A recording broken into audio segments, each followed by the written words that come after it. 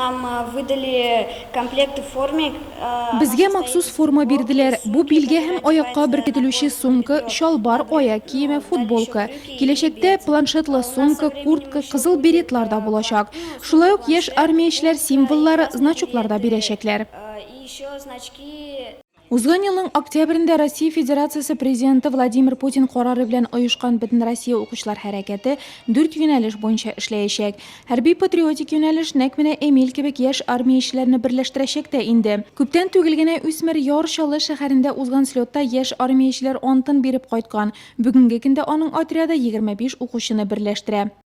В нашей школе лидером российского движения школьников стала... Bizning maktabda Butun Rossiya maktab o'quvchilari harakati lideri etib 8-sinf o'quvchisi Yekaterina Shishkova saylandi. Bu harakat 8 yoshdan olib bolalarni, o'smirlarni birlashtirishak. Haligi harakat qissalarida o'quvchilar turli ishlar bilan shug'ullana ola. Volontyorlar harakati salomat yashash uchun hunarlarni populyarlashtiruv, tog'a bir qiziqli yo'nalish ma'lumotli media tarmog'i. Bu o'quvchilarni o'zina torttirgan yo'nalish. Harakat o'z ishini 1-sentyabrda boshlab jibara. Bugungi kunga 2 syezd bo'ldi, ustav qabul etildi. Kelajakda ish plan bo'yicha davom etashak.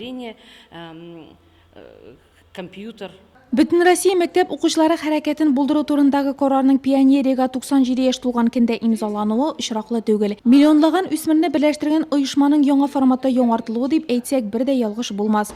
Harakatning qo'y bir atributlarida o'xshash xatda, otryadlarga qabul etiluvchi bolalar esa qaysi yo'nalishda o'sasin o'zi soylay. Bu shaxsiy o'sish, grajdanlik javobliligi, harbiy patriotik ham ma'lumotli media yo'nalishlari. В ряды юнармии может вступить каждый, и в этом проекте юнармейское Yosh armiyachilar safına tilagan har kim bosa ola. Munda Rossiya tarixi, geografiya, rus g'olimlari ham harbiylari turida ko'p narsa bilib bo'la. Men bizni birida vatanimizni saqlay olirlik etib armiya xizmatini azirlarlar deb o'ylayman.